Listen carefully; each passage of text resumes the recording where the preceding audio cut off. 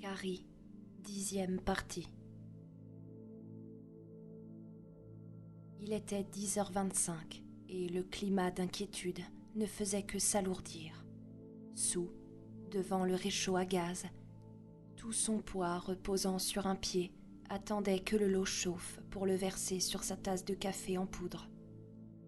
2 fois, elle avait commencé à monter l'escalier pour passer une chemise de nuit et 2 fois, elle s'était ravisée, attirée sans raison précise vers la fenêtre de la cuisine qui donnait sur Brickyard Hill et la large courbe de la Nationale 6 qui menait en ville. Maintenant, tandis que s'élevait dans la nuit le ululement de la sirène installée sur le faîte de l'hôtel de ville en cycle modulé de terreur, elle ne se détourna pas immédiatement vers la fenêtre, mais baissa simplement la flamme sous le lait pour l'empêcher de déborder. La sirène municipale fonctionnait tous les jours à midi, sans plus, sinon pour alerter les volontaires du service d'incendie durant la saison des feux d'herbe, en août et en septembre. Elle n'était utilisée que pour signaler des sinistres importants et son écho dans la maison vide avait quelque chose d'irréel et d'effrayant.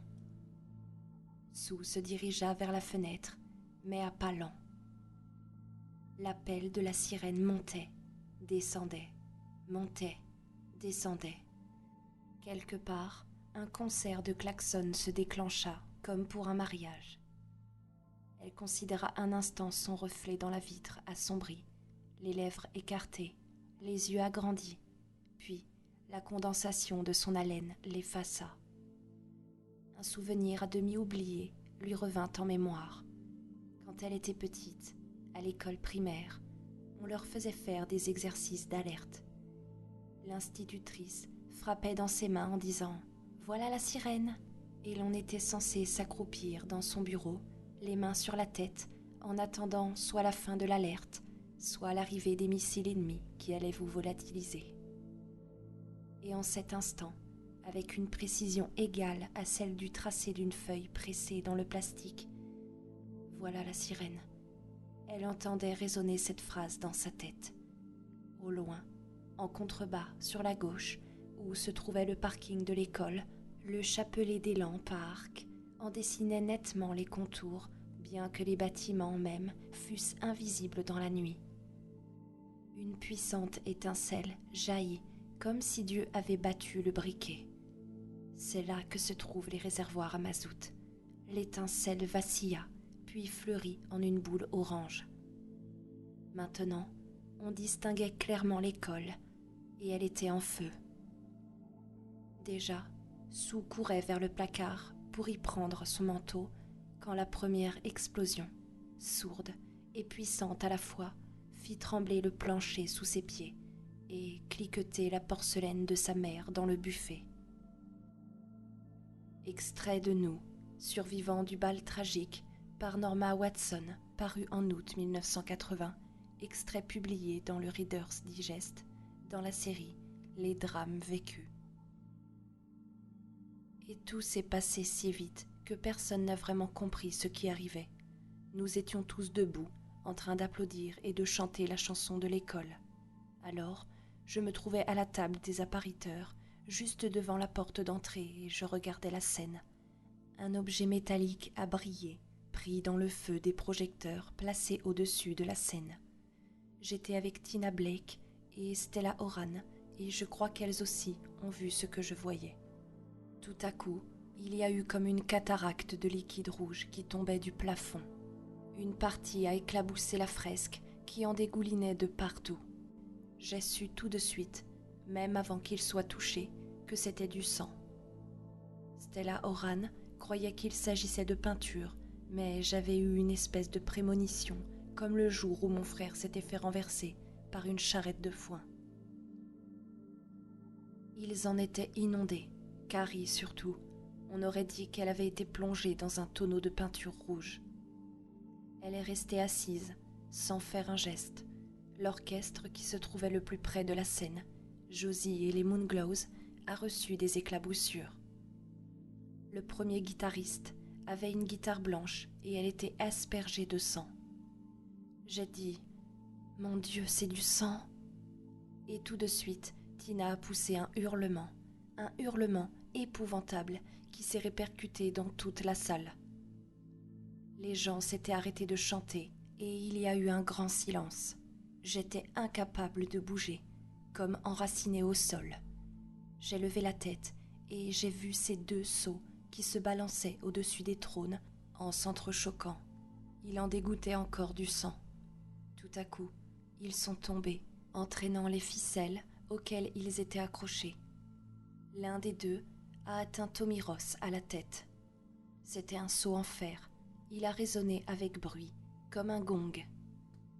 Cela a fait rire quelqu'un. Je ne sais pas qui c'était, mais ce n'était pas du tout un rire gai, amusé. C'était un rire terrible, saccadé, hystérique. Et au même instant, Carrie a ouvert grand les yeux. C'est alors qu'ils se sont tous mis à rire, même moi. Dieu me pardonne, c'était tellement baroque.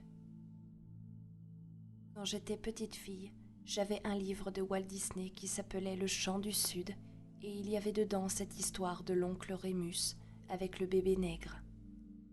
On voyait une image du bébé assis au milieu de la route qui ressemblait à un de ces minstrels d'autrefois avec leurs grands yeux ronds tout blancs au milieu d'un visage noir. Quand Carrie a ouvert les yeux, j'ai eu un peu cette impression. Il n'y avait en elle que les yeux qui n'étaient pas complètement rouges. Avec la lumière qui s'y reflétait, on aurait dit des yeux de verre. C'est horrible à dire, mais elle ressemblait à Eddie Cantor dans son numéro d'yeux en bille de loto. Et c'est ce qui a déclenché les rires. Nous ne pouvions pas nous en empêcher. C'était un de ces spectacles devant lesquels, ou bien on se tord de rire, ou on devient fou. Carrie avait été en butte aux mauvaises plaisanteries pendant si longtemps que nous avions tous l'impression de participer à un événement spécial ce soir-là. C'était comme si nous assistions au retour parmi la race humaine d'un être vivant et personnellement, j'en remercierais le ciel. Et puis cette catastrophe est arrivée, cette horreur. Il n'y avait plus rien à faire, on ne pouvait que pleurer ou rire, et qui allait pleurer sur Carrie après toutes ces années? Assise, toujours immobile, elle regardait devant elle, et les rires devenaient de plus en plus bruyants. Les gens se tenaient les côtes, pliés en deux, la montraient du doigt. Tommy était le seul à ne pas la regarder. Affalé sur son trône, il avait l'air de dormir. On ne pouvait pas savoir s'il était blessé, couvert de sang comme il l'était. Et puis le visage de Carrie s'est décomposé. Je ne trouve pas d'autre mot. Elle a plaqué les mains sur sa figure et s'est levée en chancelant. Elle a trébuché et failli s'étaler en avant et les rires ont redoublé. Puis, elle a voulu quitter la scène en sautillant d'un pied sur l'autre. Elle donnait l'impression d'une grosse grenouille rouge sur une mare. Encore une fois, elle a manqué de tomber, mais s'est rattrapée de justesse. Miss Desjardins a couru vers elle, les bras tendus. Elle ne riait plus du tout. Mais Carrie a fait un crochet pour l'éviter et s'est cognée à la cloison au fond de la scène. Je n'avais jamais rien vu d'aussi étrange. On aurait dit que quelqu'un l'avait poussée en avant, mais il n'y avait personne. Le visage toujours enfoui dans les mains, elle s'est précipitée au milieu de la foule et quelqu'un a tendu la jambe sur son passage. Je ne sais pas qui c'était, mais elle s'est écroulée à plat ventre, en laissant une longue trace rouge sur le sol. Et elle a eu une espèce de cri étouffé. Ouf! Je m'en souviens très bien, de l'entendre émettre ce bruit de cette façon. Je suis partie d'un fou rire malgré moi. Elle a rampé un instant par terre, puis elle s'est relevée et est repartie en courant. Elle est passée juste à côté de moi. J'ai senti l'odeur du sang, une odeur douceâtre, écœurante. Elle a dévalé les marches, s'est élancée par la porte et a disparu au dehors. Peu à peu, les rires se sont atténués. Il y avait encore des gens qui hoquetaient, qui reniflaient. Lenny Brock avait tiré de sa poche un grand mouchoir et s'essuyait les yeux. Sally McManus était toute blanche, comme sur le point de vomir, mais elle riait encore et paraissait incapable de s'arrêter. Billy Bosnan, debout avec sa baguette de chef d'orchestre à la main, secouait la tête. Monsieur Lublin, assis près de Miss Desjardins, demandait un Kleenex. Elle avait du sang sur le nez. Il faut bien comprendre que tout cela s'est passé en moins de 2 minutes. Personne ne se rendait compte de ce qui était arrivé. Nous étions abasourdis. Quelques personnes circulaient dans la salle, parlaient entre elles, mais très peu. Hélène Shear a éclaté en sanglots, ce qui a sorti certains assistants de leur stupeur. Quelqu'un a crié « Un docteur! Il faut appeler un docteur, vite !» C'était Josie Vreck. Il était monté sur la scène, à genoux près de Tommy Ross, et blanc comme un linge. Il a essayé de relever Tommy, et puis le trône s'est renversé de côté, et Tommy a roulé sur le sol. Personne ne bougeait plus. Il regardait simplement, sans faire un geste. Pour ma part, j'étais pétrifiée. Mon Dieu, c'était tout ce qui me venait à l'esprit. Mon Dieu, mon Dieu, mon Dieu. Et puis, comme malgré moi, j'ai pensé à Carrie et à Dieu. Ces deux idées se mêlaient dans ma tête. C'était affreux. Stella m'a regardée et m'a dit « Carrie est revenue ». Et j'ai répondu « Oui, c'est vrai ». Les grandes portes d'entrée se sont fermées en claquant avec un bruit de battement de mains. Quelqu'un au fond a poussé un hurlement et ça a été le début de la panique. Tout le monde s'est rué vers les portes. Je n'en croyais pas mes yeux. Et puis, juste avant que le premier atteigne les portes et se mette à pousser, j'ai vu Carrie qui regardait à l'intérieur, la figure barbouillée, comme un Indien sur le sentier de la guerre. Elle souriait. Il s'écrasait contre la porte, tapait à coups de poing dans les panneaux, pesait de toute leur force. Elle ne bougeait pas. Les gens s'amassaient de plus en plus et j'ai vu que les premiers arrivés, écrasés par la masse des autres, n'arrivaient plus à respirer. Les portes restaient bloquées et pourtant, elles ne sont jamais verrouillées. C'est le règlement officiel. Monsieur Stephens et Monsieur Lublin sont intervenus. Ils ont essayé d'écarter les gens en les repoussant, en tirant sur les vestons, les jupes, n'importe quoi. Les autres hurlaient, glapissaient, s'entassaient comme des bêtes. Monsieur Stephens a giflé 2 ou 3 filles et envoyé un coup de poing dans l'œil de Vic Mooney. Il leur criait tous les deux de prendre les sorties de secours au fond de la salle. Certains les ont écoutés, ce sont ceux-là qui ont survécu. C'est à ce moment-là qu'il a commencé à pleuvoir. Du moins, c'est ce que j'ai pensé tout d'abord. Il tombait de l'eau partout dans la salle. J'ai levé la tête et j'ai vu que tous les appareils d'arrosage automatique anti-incendie s'étaient mis en marche. Le terrain de basket-ball était inondé. Josie Vreck criait aux musiciens de son orchestre de couper les amplis et les micros, mais ils étaient tous partis. Il a sauté à bas de la scène. À la porte, la panique a cessé. Les gens reculaient en regardant le plafond. J'ai entendu quelqu'un, Dom Farnham je crois, dire « Le terrain de basket va être fichu ». Quelques personnes sont allées vers Tommy Ross pour l'examiner. Tout à coup, une envie terrible de me sauver m'a prise. J'ai pris Tina Blake par la main et je lui ai dit « Filons d'ici, vite !» Pour arriver aux issues de secours, il fallait suivre un étroit passage sur la gauche de la Seine. Là aussi, il y avait des appareils d'arrosage, mais ils ne fonctionnaient pas. Et les portes étaient ouvertes. Il y avait déjà plusieurs personnes qui sortaient en courant. Mais pour la plupart, les gens restaient là, à se regarder sans comprendre, par petits groupes. Certains étaient penchés sur la flaque de sang où Carrie était tombée. L'eau commençait à la diluer. J'ai pris Tina par le bras et je l'ai entraînée vers une des portes. Au même instant, il y a eu un énorme éclair dans la salle, puis un cri suraigu et un hurlement horrible de feedback. Je me suis détournée et j'ai vu Josie Vrek, cramponné au pied d'un des micros. Il ne pouvait pas lâcher la tige de métal.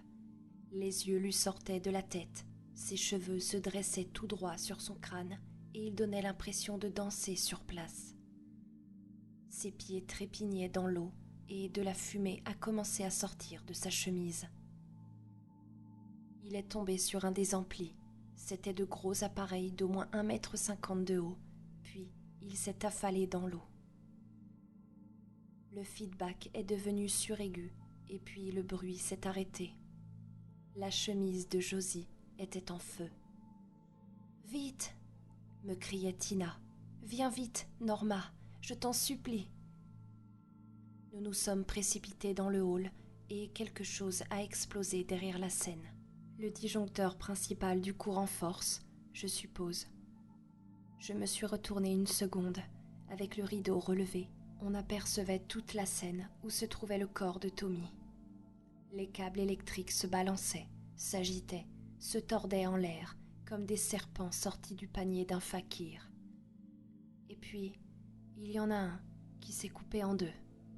Un des bouts a touché l'eau avec un éclair violet fulgurant et tout le monde s'est mis à hurler en même temps. Nous nous sommes retrouvés dehors, courant au milieu du parking. Je crois bien que je hurlais moi aussi. Je ne me souviens pas très bien. Je n'ai aucun souvenir bien net de ce qui s'est passé après qu'ils avaient commencé à crier, après que ces câbles à haute tension avaient touché le sol inondé. Pour Tommy Ross, 18 ans, la mort fut instantanée et presque sans douleur. Il ne se rendit jamais compte qu'un événement tragique se produisait. Il perçut un choc sonore et métallique qu'il associa instantanément à « Tiens, voilà les seaux de lait », un souvenir d'enfance remontant à la ferme de son oncle Galen, et aussi, quelqu'un a laissé tomber quelque chose, l'orchestre au-dessus de lui. Il entrevit Josie Vrek qui levait la tête pour regarder en l'air. Ce spot m'éblouit ou quoi ? Puis le seau, à moitié plein, l'atteignit. Il fut touché au sommet du crâne par la tranche de la couronne inférieure du récipient. Et ça fait mal. Et sombra dans le néant. Il gisait encore sur la scène quand le feu parti de l'équipement électrique de Josie et des Moonglows se propagea à la fresque du gondolier vénitien, puis au débarras dans le fond de la scène et au-dessus où s'empilaient vieux uniformes, vieux bouquins et papiers. Il était mort quand le réservoir de mazout explosa une demi-heure plus tard. Extrait d'un téléx de l'Associated Press, New England, 22h46, Chamberlain, Maine. Un violent incendie ravage actuellement les bâtiments de l'école d'Ewen. Un bal y était en cours au moment où le sinistre a éclaté à la suite d'un court-circuit, semble-t-il. Selon certains témoins, le système d'arrosage automatique s'était déclenché sans motif, causant un court-circuit dans l'équipement d'un orchestre rock. D'autres témoins signalent la rupture de plusieurs câbles électriques. On craint que près de 110 personnes soient prisonnières dans le gymnase de l'école en feu. Les pompiers des agglomérations voisines, Westover, Motton et Lewiston, ont été alertés et se sont mis ou vont se mettre en route. Jusqu'à maintenant, aucun chiffre n'a été donné concernant les pertes possibles en vie humaine. Fin. Téléx de la paix, New England, 23h11. Urgent. Chamberlain, Maine. Une formidable explosion vient de secouer les bâtiments de l'école Thomas Ewan dans la petite ville de Chamberlain, Maine. 3 autopompes de Chamberlain, arrivées sur les lieux précédemment pour combattre un incendie au gymnase où était donné le bal de fin d'année, ont été dans l'impossibilité d'entrer en action. Toutes les bornes d'incendie du secteur ont été sabotées et l'on a constaté que la pression de l'eau dans les conduites de Spring Street à Grass Plaza était nulle. Un officier du corps de pompiers a déclaré « À toutes les bornes manquaient les vannes de fermeture. L'eau a dû couler à torrent pendant que brûlaient ces gosses. 3 corps ont été découverts jusqu'ici, L'un a été identifié. Il s'agit de Thomas B. Mears, pompier de Chamberlain. Les 2 autres devaient assister au bal. 3 autres pompiers de Chamberlain ont été transportés à l'hôpital de Moton. Ils souffrent de brûlures légères et d'un début d'asphyxie par la fumée. Il semble que l'explosion se soit produite lorsque le feu a atteint les citernes de mazout de l'école qui sont situées à proximité du gymnase.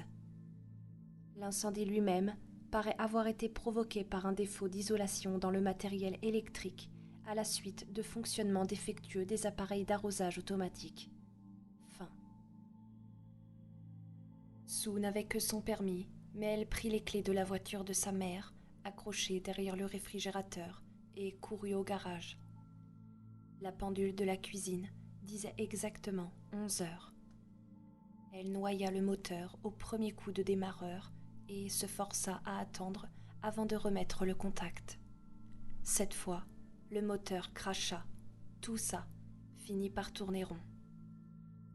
Aussitôt, elle fonça hors du garage à corps perdu, accrochant une aile au passage, donna un brusque coup de volant et une gerbe de gravier jaillit sous les roues. La Plymouth 77 de sa mère vira sur la route avec une embardée qui faillit l'expédier sur l'accotement, et Sue eut un brusque haut-le-cœur. Ce fut à cet instant qu'elle prit conscience des gémissements rauques qui s'échappaient de sa gorge. Au stop qui marquait l'intersection de la Nationale 6 et de la route de Chamberlain, elle ralentit à peine. Des sirènes d'autopompe montaient dans la nuit à l'est, du côté de Westover et vers le sud en direction de Moton. Elle était presque à la base de la colline quand l'école explosa. Elle écrasa la pédale de frein et fut projetée contre le volant comme une poupée de chiffon. Les pneus crissèrent sur la chaussée. Éperdue, elle parvint à descendre de la voiture et s'abrita les yeux de la main devant l'éclat du brasier. Une flamme énorme montait vers le ciel où volaient des débris de panneaux métalliques du toit, des morceaux de bois, des flambeaux de papier. Une odeur âcre se répandait avec de lourds relents de pétrole. Main Street était illuminée comme par une batterie de projecteurs. En une fraction de seconde terrifiante, elle comprit que l'aile entière d'Ewen, avec le gymnase, était la proie des flammes. L'onde de choc l'atteignit un instant plus tard, la projetant en arrière.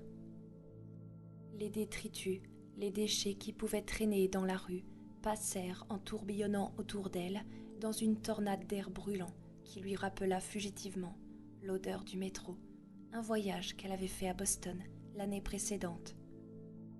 Les fenêtres du drugstore de Bill et du comptoir Kelly vibrèrent, éclatèrent et s'abattirent à l'intérieur. Elle était tombée sur le côté et la rue était éclairée par le feu comme en plein midi.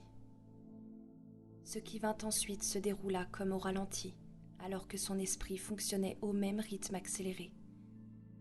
Morts sont-ils tous morts, Carrie? Pourquoi je pense à Carrie? Des voitures convergeaient à toute allure vers l'incendie. Des gens à pied couraient en robe de chambre, en pyjama, en chemise de nuit. Elle vit un homme sortir du bâtiment qui abritait à la fois le commissariat et le tribunal. Il marchait lentement. Les voitures ralentissaient elles aussi. Même ceux qui couraient paraissaient se déplacer avec une certaine lenteur. Elle vit l'homme sur le perron du commissariat, placer ses mains en porte-voix et crier quelque chose. Des mots difficiles à distinguer au milieu des plaintes aiguës, de la sirène, des avertisseurs d'incendie, du grondement qui s'élevait de la gueule énorme du brasier. Elle crut vaguement entendre « Hé, Red, on va y passer !» La chaussée était ruisselante de ce côté-là. Les flammes faisaient des reflets dansants sur la pellicule d'eau jusqu'à la station-service à Moco de Teddy. Et, cette fois... Et puis, le monde explosa. Extrait de la déposition sous serment de Thomas K. Killian, recueilli devant la commission d'enquête du Maine sur les événements des 27 et 28 mai à Chamberlain, Maine. La version abrégée qui suit a paru dans le bal tragique, rapport de la commission White, signé Books, New York, 1980. Monsieur Killian, vous êtes domicilié à Chamberlain? Oui. Quelle est votre adresse? J'occupe un studio au-dessus de l'académie de billard. C'est là que je travaille. Je fais le ménage, astique les tables, entretiens les appareils, les billards électriques, vous comprenez. Où étiez-vous la nuit du 27 mai à 22h30, monsieur Killian? Eh bien, j'étais dans la cage, au commissariat. On me paie le jeudi, vous voyez. Et ce soir-là, je fais toujours une petite virée et je biberonne un peu. Je vais au Cavalier, je me tape 2 ou 3 verres de Schlitz, je fais un petit poker dans l'arrière-salle. Mais je deviens mauvais quand je bois. Ça me tape sur le système, ça me rend bagarreur, quoi. Une fois, j'ai balancé un coup de chaise sur la tête d'un gars et... Vous avez l'habitude de vous rendre au commissariat quand vous sentez venir ces crises d'agressivité? Ben oui, le père Otis, c'est un copain à moi. Vous faites allusion au shérif de ce comté, Otis Doyle? Tout juste. Il m'a dit de me pointer chaque fois que je sentais venir la rogne. La veille de ce bal, on était une bande de copains dans la salle du fond au Cavalier à faire un stud poker et il m'a semblé que Marcel Dubey essayait de tricher. Si j'avais pas eu un verre dans le nez, ça se serait tassé, mais là, ça m'a foutu en boule. J'avais 3-4 bières dans le coffre, vous voyez le coup? Alors j'ai posé mes cartes et je suis descendue au quart. Plessis était de service et il m'a bouclé dans la cage numéro 1. Un brave type, Plessis. Je connaissais sa vieille mère, mais il y a bien des années de ça. Monsieur Killian, pensez-vous que nous pourrions parler de la nuit du 27 à 22h30? C'est pas ce qu'on fait. Je l'espère vivement. Poursuivez. Bon. Donc, Plessis m'a bouclé vers les 2h moins le quart le vendredi matin, et 3 minutes après, je roupillais. Je me suis, pour ainsi dire, écroulée dans le cirage. Il était donc dans les 4 heures de l'après-midi quand je me suis réveillée. J'ai pris 3 Alka et je me suis rendormie. J'ai le chic pour ça. Je peux en écraser jusqu'à ce que ma cuite soit passée. Le père Otis dit que je devrais étudier le mécanisme de ma combine et déposer un brevet. Il dit que je pourrais devenir un bienfaiteur de l'humanité. Je n'en doute pas, monsieur Killian. Alors, à quelle heure vous êtes-vous réveillé la 2e fois? Vers 10h, vendredi soir. J'avais plutôt la dent, du coup j'ai décidé d'aller manger un morceau au Snake. On vous laisse seul dans une cellule ouverte? Et comment? Je suis un type formidable quand j'ai pas bu. Tenez par exemple, un jour, dites simplement à la commission ce qui s'est passé quand vous êtes sorti de votre cellule. La sirène d'incendie s'est déclenchée. Voilà ce qui s'est passé. Ça m'a foutu une sacrée trouille. J'avais pas entendu ce bruit-là depuis la fin de la guerre du Vietnam. Alors j'ai grimpé au premier en vitesse. Et nom de Dieu, de bon Dieu, il y avait personne dans le bureau. Je me suis dit sacré nom, Plessis va le sentir passer. Normalement, il doit toujours rester quelqu'un de permanence, au cas où il y aurait un coup de fil. Alors je suis allée à la fenêtre et j'ai regardé dehors. On ne voit pas l'école de cette fenêtre-là? Si, bien sûr, c'est de l'autre côté de la rue, à 150 mètres à peu près. Il y avait des gens qui couraient, qui criaient, et c'est à ce moment-là que j'ai vu Carrie White. Vous l'aviez déjà vue avant cette nuit-là? Jamais. Alors comment avez-vous su que c'était elle? Ça, c'est pas facile à expliquer. Vous la distinguiez avec assez de netteté? Elle était debout sous un lampadaire près de la borne d'incendie, au coin de Main et Spring. Et il s'est passé quelque chose? Ça, vous pouvez le dire. Tout le haut de la borne a explosé de 3 côtés, à gauche, à droite et en l'air. À quelle heure s'est produit, cet incident? Vers 11h moins 20. Ça pouvait pas être plus tard. Et alors, qu'est-il arrivé? Elle est descendue vers le centre. Elle était terrible à voir. Terrible. Elle avait une espèce de robe de bal, enfin, ce qu'il en restait, et elle était inondée par l'eau sortie de la borne et couverte de sang avec ça. On aurait dit qu'elle sortait de dessous la carcasse d'une voiture après un accident. Mais elle souriait. Jamais j'ai vu un sourire pareil. Elle avait l'air d'une tête de mort, et elle n'arrêtait pas de regarder ses mains et de les essuyer sur sa robe, comme pour se débarrasser du sang, en sachant qu'elle n'y arriverait pas, et en se disant qu'elle allait arroser toute la ville de sang pour se venger. C'était une chose horrible, je vous dis. Comment pouviez-vous savoir ce qu'elle pensait ? J'en sais rien, je peux pas l'expliquer. Pour le reste de votre déposition, nous vous serions obligés de vous en tenir à ce que vous avez vu, monsieur Killian. Bon, d'accord. Il y avait une autre borne d'incendie au coin de Grass Plaza, et celle-là aussi a sauté. Là, j'ai mieux vu ce qui se passait. Les gros écrous sur les côtés se dévissaient d'eux-mêmes. Je l'ai vue, de mes yeux vus. Elle a explosé, tout comme l'autre, et elle était toute contente. Elle se disait, ça va leur faire une sacrée douche, ça. Ah oui, bon, excusez-moi. Là-dessus, des voitures de pompiers se sont amenées, et la fille a disparu. Ils sont montés vers l'école, et ont tout de suite vu que les bornes étaient fichues, et qu'il ne coulait plus une goutte d'eau. Le chef Burton était en train de pousser un coup de gueule, et c'est à ce moment-là que l'école a explosé. Avez-vous quitté le poste de police ? Ben oui, je voulais retrouver Plessis et lui parler de cette espèce de dingue et des bornes d'incendie.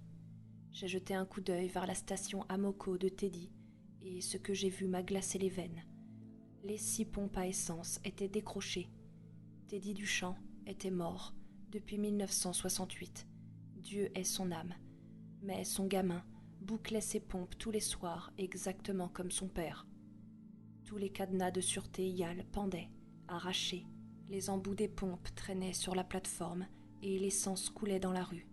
Sainte Mère de Dieu, quand j'ai vu ça, je les ai sentis qui se ratatinaient. Et puis j'ai aperçu ce gars qui courait avec une cigarette allumée.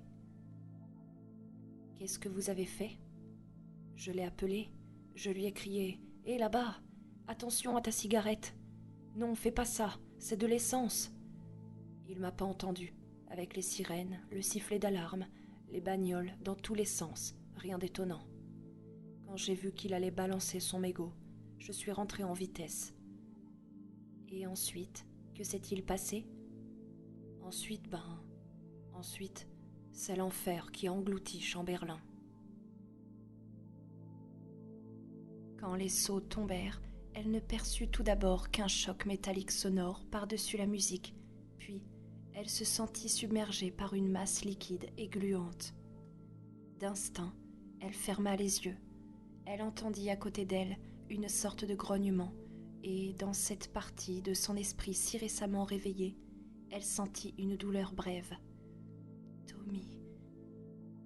La musique s'arrêta brusquement, dans une confusion de notes discordantes, quelques éclats de voix les accompagnant, comme des cordes rompues, et dans ce laps de temps infinitésimal, entre l'événement et son appréhension angoissée, elle entendit très distinctement quelqu'un dire « Mon Dieu, c'est du sang !»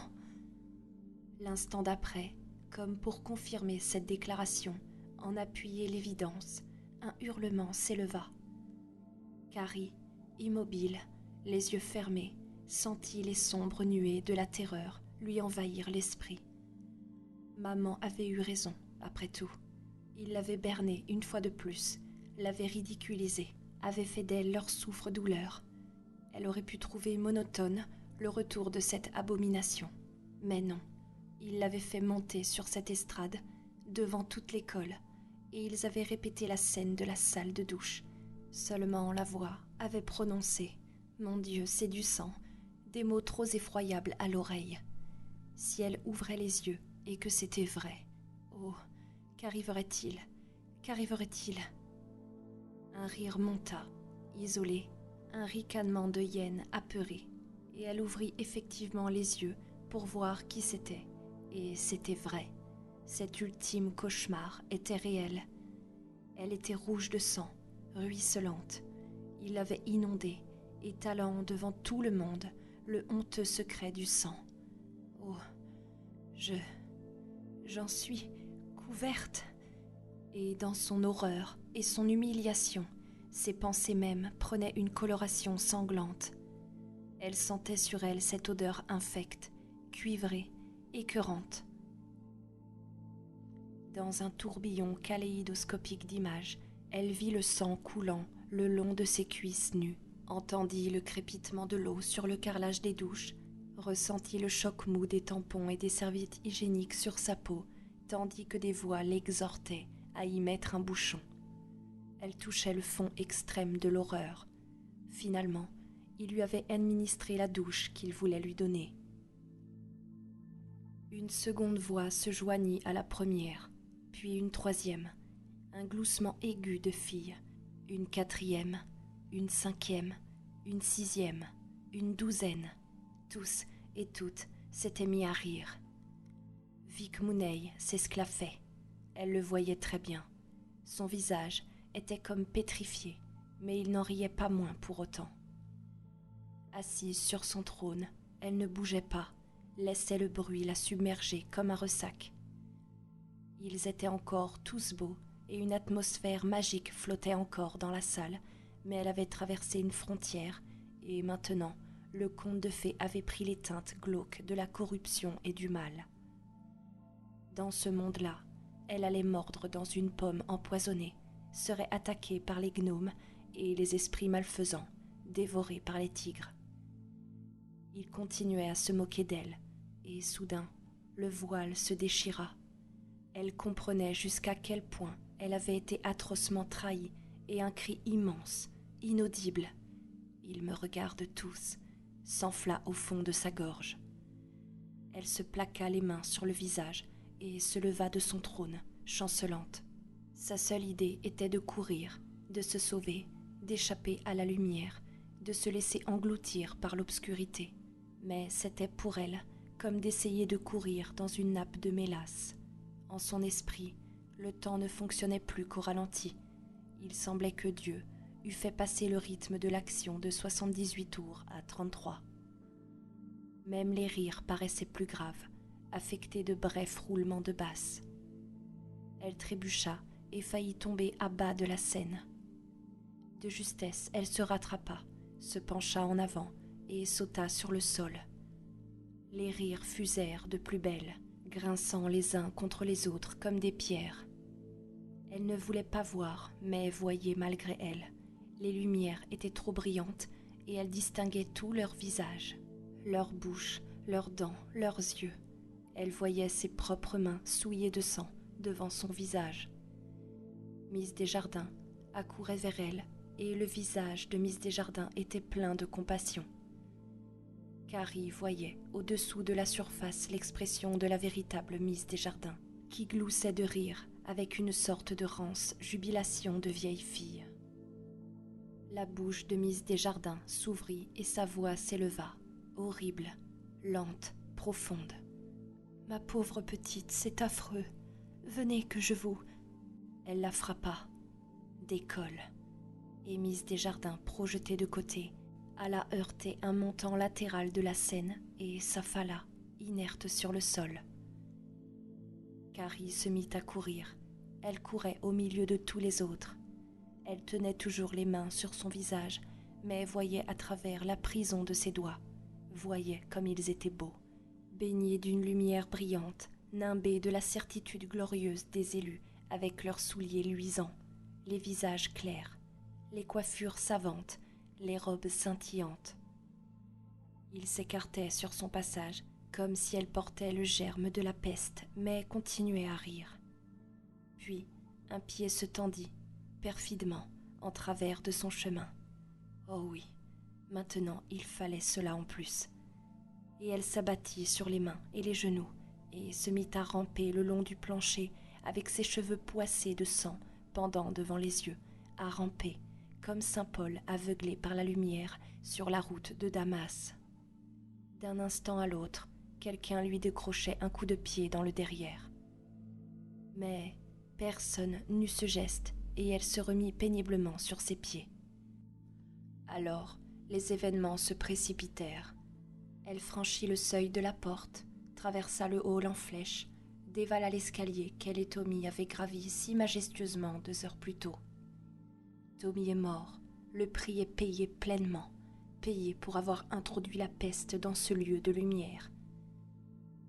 Elle sauta les marches à grands bonds maladroits, poursuivie par l'écho des rires qui battaient des ailes autour d'elle comme des oiseaux noirs. Ensuite, la nuit.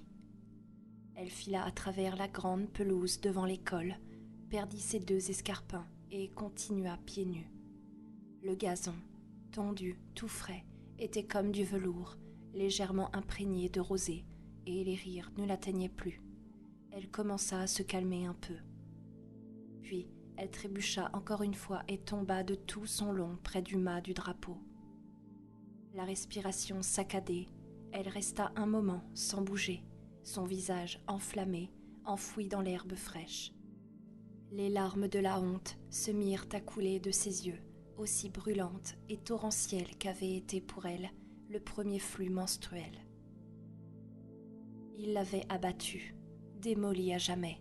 C'était fini. Bientôt, elle allait se relever, puis elle rentrerait chez elle, par les petites rues, en restant dans l'ombre, au cas où quelqu'un serait à sa recherche. Elle irait retrouver maman, reconnaître qu'elle avait eu tort. Non. Ce qu'il y avait en elle d'acier, et d'acier bien trempé, se révolta soudain et cria le mot avec force. Le placard, les prières lugubres sans fin, les tracts, la croix et seul l'oiseau mécanique du coucou pour marquer l'écoulement des heures, des journées, des années jusqu'à la fin de sa vie. Brusquement, comme si un écran vidéo s'était animé dans sa tête, elle vit Miss Desjardins courant vers elle, la vie projetée de côté comme une poupée de chiffon, tandis qu'elle braquait contre elle ses forces cérébrales sans même en avoir conscience. Elle se laissa rouler sur le dos, fixant les étoiles au-dessus d'elle, les yeux dilatés dans son visage maculé. Elle oubliait le pouvoir.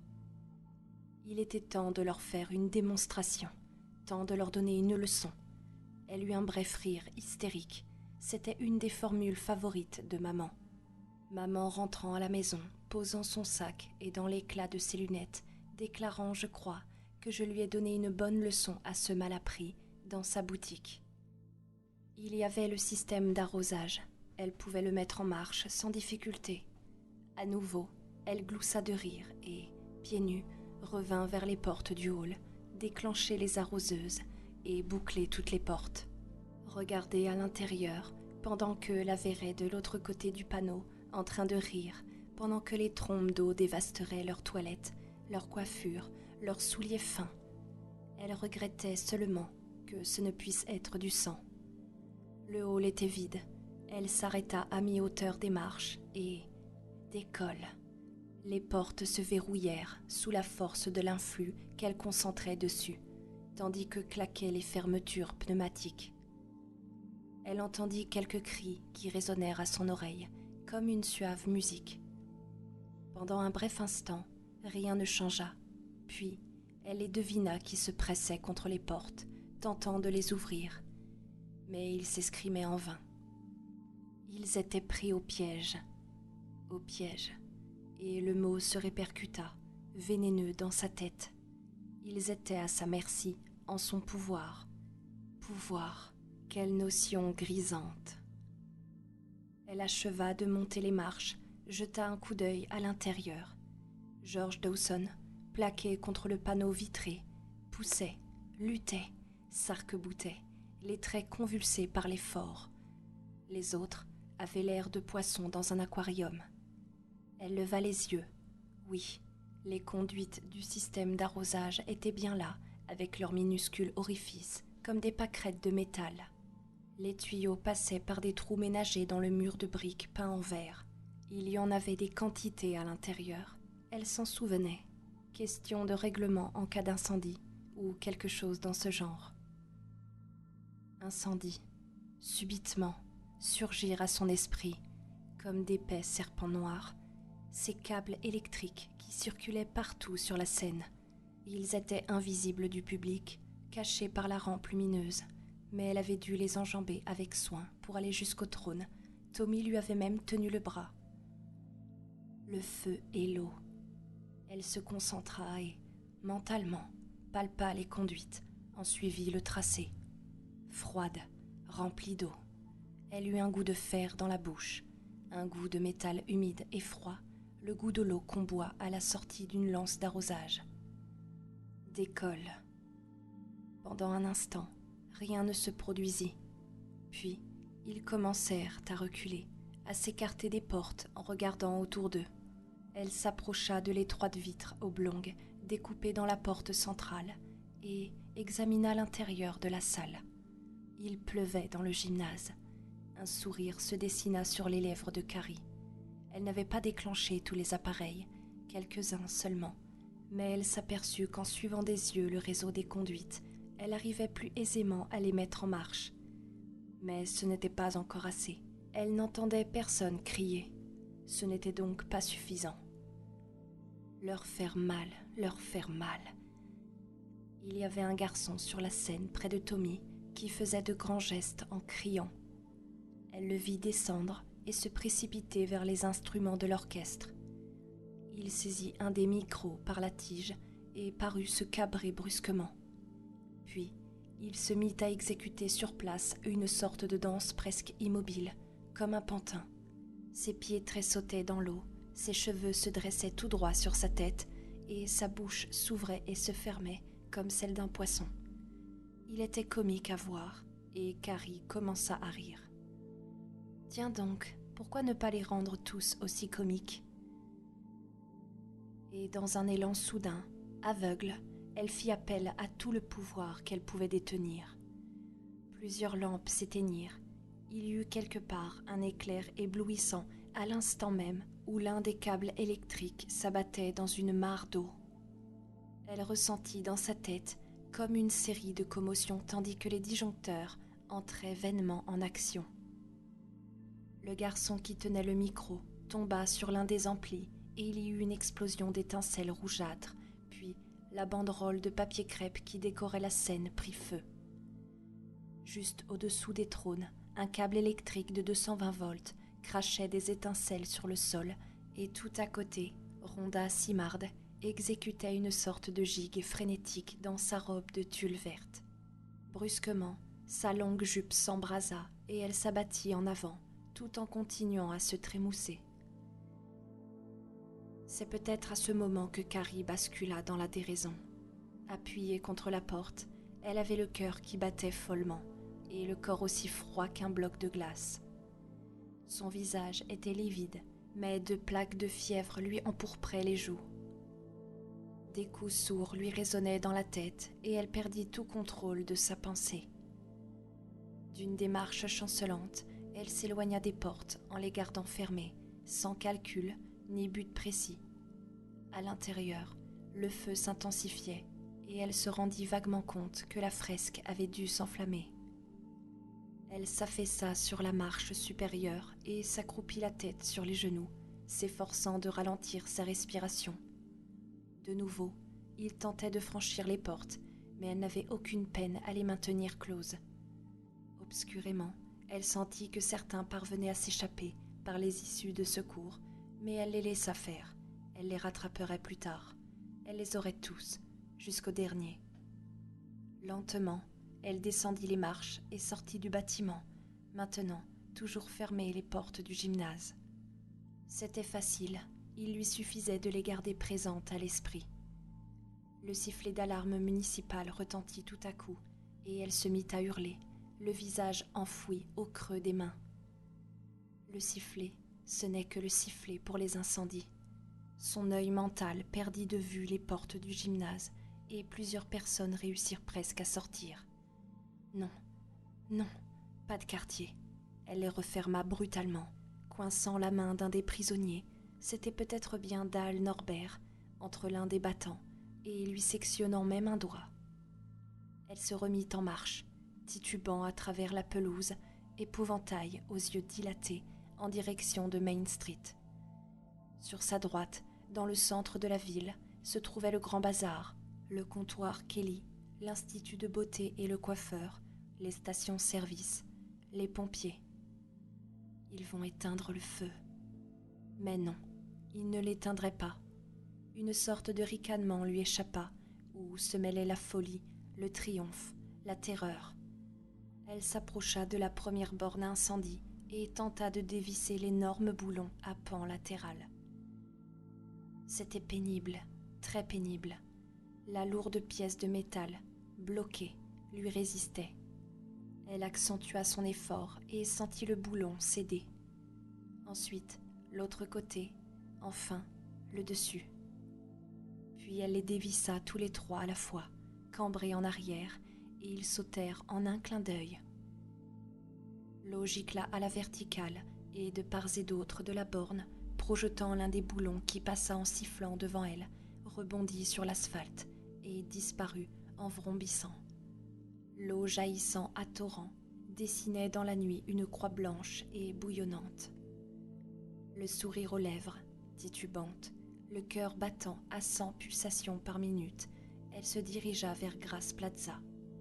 Elle ne se rendait pas compte qu'elle essuyait ses mains ensanglantées sur sa robe tout en riant, ni qu'elle sentait tout au fond d'elle-même s'approcher sa ruine définitive, car elle comptait bien les entraîner avec elle, jusqu'au dernier, et tout détruire par le feu, jusqu'à ce que la puanteur de la ville calcinée imprégnât tout le pays. Elle fit sauter la bouche d'incendie de Grasse Plaza et descendit vers la station-service à Moco de Teddy. C'était le premier poste à essence auquel elle s'attaquait, mais non le dernier.